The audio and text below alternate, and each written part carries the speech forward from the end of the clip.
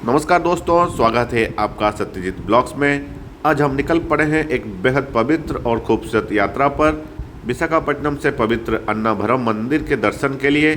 अगर आप भी रोड ट्रिप, मंदिर दर्शन और आंध्र प्रदेश की खूबसूरती पसंद करते हैं तो इस वीडियो को अंत तक जरूर देखिए। सुबह सुबह अपनी कार लेकर विशाखापट्टनम से मैं निकल पड़ा हूँ और ये NH16 से होके अभी मैं गुजर रहा हूँ। अन्नाभरम मंदिर लगभग 130 किलोमीटर की दूरी पर है। नेशनल हाईवे से होकर गुजरना होता है। ये नेशनल हाईवे NH16 है। कोलकाता से चेन्नई को जोड़ने वाला ये रास्ता है और इस रास्ते से सीधे ही जाना है। बस 130 किलोमीटर दूरी तय करने के बाद मेरा डेस्टिनेशन आएगा। जो गूगल मैप में दिखा रहा है टाइम, 2.5 घंटे के आसपास का टाइम दिखा रहा है। अभी समय यहाँ पर 9 के आसपास हो रहे हैं। एक टोल गेट भी आ गया है। वाइजैक से अन्नाभरम तक का सफ़र में एक ही टोल गेट आता है। अन्नाभरम आंध्र प्रदेश का काकीनाडा जिला में स्थित है। पहले जो ईस्ट गोदावरी जिला हुआ करता था, ये पंपा नदी के किनारे बसा हुआ है ये शहर अन्नाभरम। चैनल पे नए हैं तो सब्सक्राइब करना मत भूलिए। Stay till the end and let's enjoy the road trip till my destination. आगे एक साइन बोर्ड दिखाई दे रहा है। यहाँ से विजयवाड़ा 332 किलोमीटर, नेल्लोर 619 और चेन्नई अराउंड 850 किलोमीटर। NH16 से होके अभी मेरा सफ़र जारी है। कुछ इस तरह का नज़ारा है NH16 का। इस रास्ते से सीधे जाने से आता है हैदराबाद और उसके बाद चेन्नई।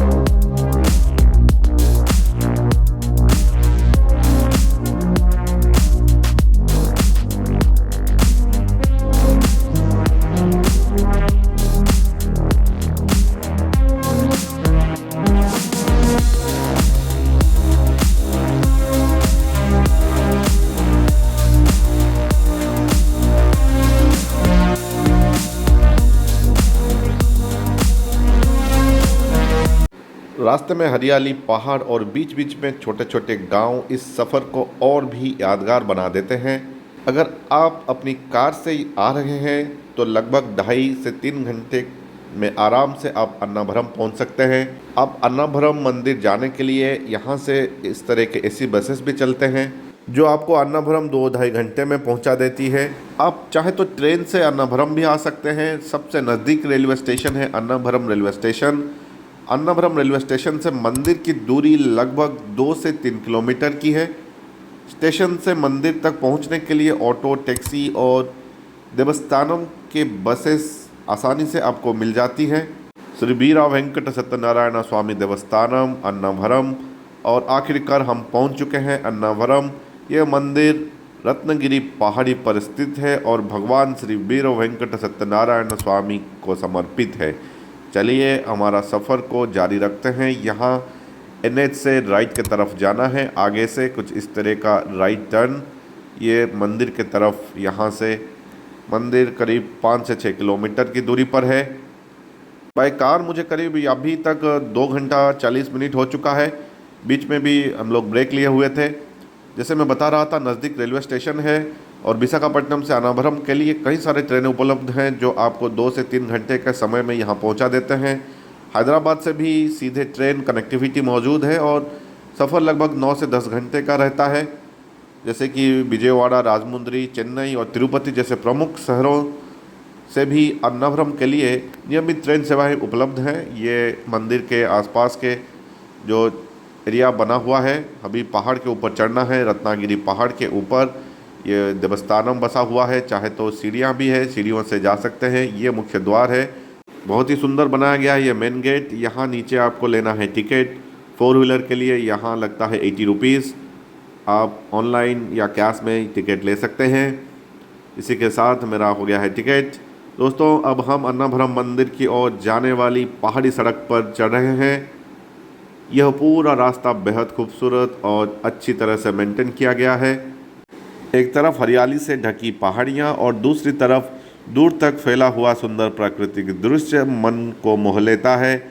सड़क पर कई मोड़ आते हैं, लेकिन ड्राइविंग का अनुभव काफ़ी आरामदायक और रोमांचक है। रास्ते में जगह जगह से मंदिर की झलक दिखाई देने लगती है। अगर आप अपनी कार से आ रहे हैं तो ये छोटा सा हिल ड्राइव सफ़र का सबसे यादगार हिस्सा बन सकता है। चलिए आप सब मेरे साथ ये सफ़र को एंजॉय कीजिए।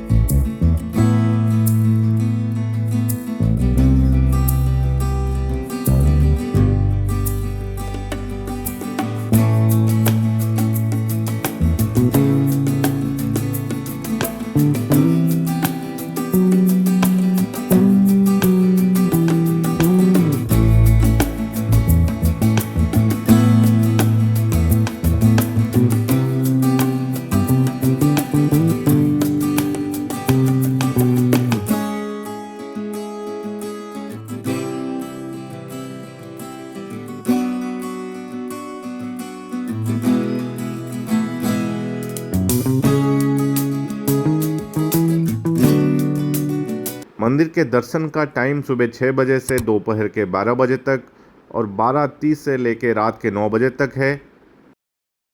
और देखिए दोस्तों, अब हम रत्नागिरी पहाड़ी की चोटी के करीब पहुंच चुके हैं। यहाँ पे डायरेक्शन दिया गया है, ईस्ट राज गोपुरम की तरफ अभी चलना है, जहाँ पे कार पार्क कर लेते हैं। पंपा नदी के तट पर रत्नागिरी पहाड़ पे बसा ये मंदिर समुद्र तट से 300 फीट की ऊंचाई पर स्थित है। यहाँ तक पैदल पहुँचने के लिए 460 सीढ़ियाँ चढ़नी पड़ती हैं। मंदिर 2 मंजिलों पर बना है। नीचे से ऊपर के लिए सीढ़ियाँ हैं। निचली भाग आध्यात्मिक ऊर्जा और पवित्र यंत्र का प्रतीक माना जाता है, जबकि ऊपरी भाग में भगवान श्री वीर वेंकट सत्यनारायण स्वामी के दर्शन होते हैं। यह वास्तुकला भक्त की आध्यात्मिक यात्रा को दर्शाती है, नीचे से ऊपर की ओर, भौतिक जीवन से आध्यात्मिक चेतना की ओर। अब यहाँ पे ये मुख्य द्वार है। द्राविड़ शैली में बना यह मंदिर सन 1891 में निर्माण किया गया था। मंदिर परिसर बहुत ही विशाल और सुव्यवस्थित है। यहाँ श्रद्धालुओं के लिए खुले प्रांगण, परिक्रमा मार्ग, विश्राम स्थल और विभिन्न पूजा स्थलों की व्यवस्था की गई है। हर कोने से मंदिर की भव्यता और आध्यात्मिक ऊर्जा का अनुभव होता है। सबसे खास बात यह है कि यहाँ खड़े होकर एक साथ प्रकृति की सुंदरता और आध्यात्मिक शांति का अनुभव किया जा सकता है। शायद यही कारण है कि अन्नावरम आने वाले श्रद्धालु केवल दर्शन ही नहीं बल्कि इस अद्भुत वातावरण को अपने दिल में लेकर लौटते हैं। मंदिर की चोटी से दिखाई देने वाला यह खूबसूरत जलाशय पंपा रिजर्वायर कहलाता है। हरियाली से घिरा यह जलाशय अन्नावरम की प्राकृतिक सुंदरता को और भी आकर्षक बना देता है।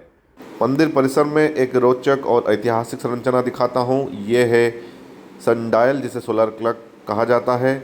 आज के समय में जहाँ हम मोबाइल और डिजिटल घड़ियों का उपयोग करते हैं, वहीं पुराने समय में लोग सूर्य की छाया और आधार पर समय का पता लगाते थे। यह सनडायल उसी प्राचीन वैज्ञानिक ज्ञान का शानदार उदाहरण है। इस संगमरमर के बने यंत्र पर सूर्य की किरणों पड़ने पर एक छाया बनती है और उसी छाया की स्थिति देखकर समय का अनुमान लगाया जाता है। आश्चर्य की बात यह है कि यह काफ़ी सटीक समय दिखाने के लिए बनाया गया था।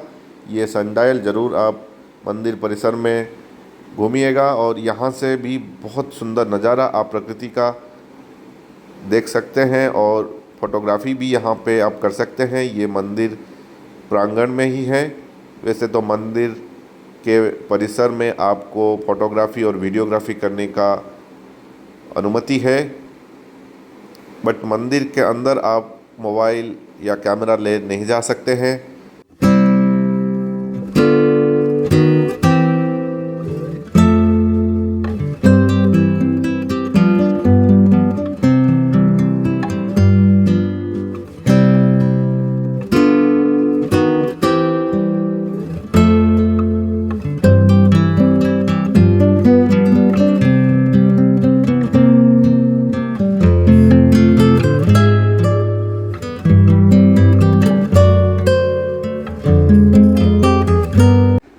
मुख्य मंदिर एक रथ के आकार का है। 4 दिशाओं में 4 पहिया है और आप अपने साथ लाए हुए मोबाइल फ़ोन कैमरा को यहाँ पे जमा कर सकते हैं। इस तरह बना हुआ है आपका मोबाइल रखने का काउंटर।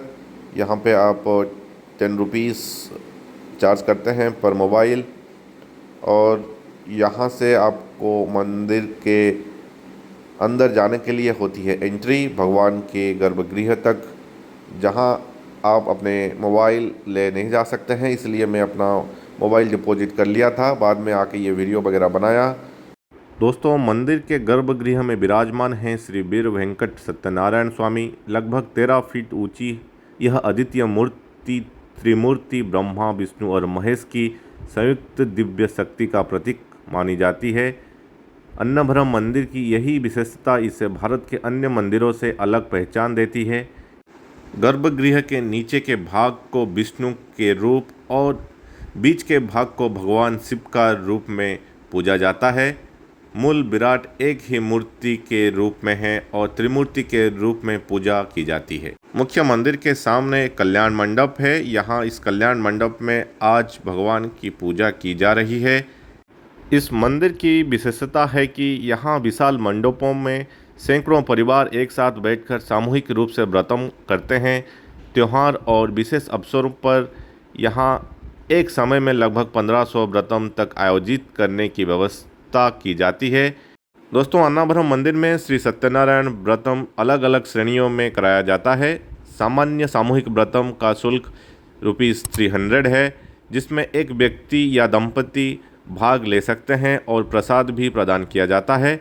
विशेष व्रतम का शुल्क 1000 रुपीज़ का है। विशिष्ट व्रतम 1500 और वातानुकूलित हॉल में आयोजित विशिष्ट व्रतम 2000 रुपये का है, यानी कि एसी हॉल में आपको व्रतम करने का यहाँ पे व्यवस्था है, उसके लिए अलग चार्जेस हैं। श्रद्धालु अपनी सुविधा और श्रद्धा के अनुसार इनमें से किसी भी सेवा का चयन कर सकते हैं। अन्नाभ्रम में हर दिन सैकड़ों श्रद्धालु सामूहिक श्री सत्यनारायण व्रतम में भाग लेते हैं। यहाँ आज भगवान के कुछ पूजा का कार्यक्रम आयोजन किया जा रहा है, जिसे देखने का एक शुभ अवसर मुझे प्राप्त हुआ।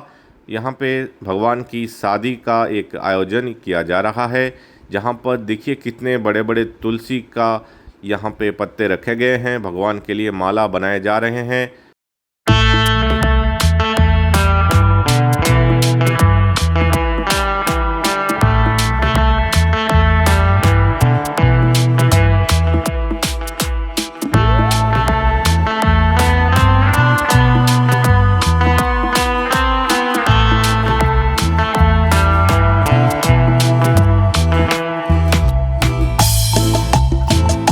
अक्सर कार्तिक के महीने में यहाँ पे बहुत भीड़ होता है, जिस समय यहाँ श्रद्धालुओं का लंबा लाइन भी लगता है भगवान के दर्शन करने के लिए। आज तो यहाँ ज़्यादा भीड़ नहीं था, इसलिए फ्री दर्शन में भगवान का अच्छा दर्शन हो गया।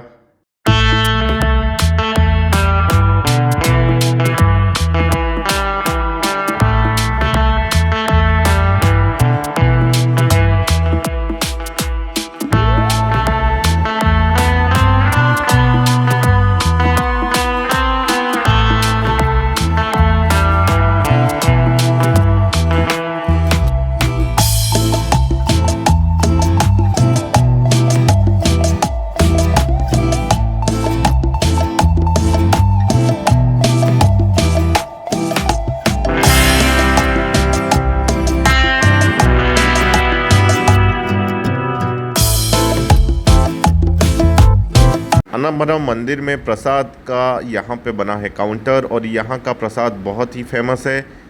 यहाँ पे आपको पेड बेसिस पे प्रसादम मिलता है। जो लोग मंदिर आते हैं दर्शन करने के लिए, यहाँ से प्रसादम तो ज़रूर लेते हैं। आप ये मार्केट भी देखिए, यहाँ पर एक से बना हुआ है भगवान का पूजा करने के लिए। यहाँ से आप पूजा सामग्री भी खरीद सकते हैं। आज के ब्लॉग में इतना ही। अगर आपको कुछ जानकारी चाहिए तो आप मुझे कमेंट सेक्शन में पूछ सकते हैं। मेरे चैनल पर नए हैं तो चैनल को सब्सक्राइब करना मत भूलिए, और इस ब्लॉग को लाइक और शेयर ज़रूर कर दीजिए।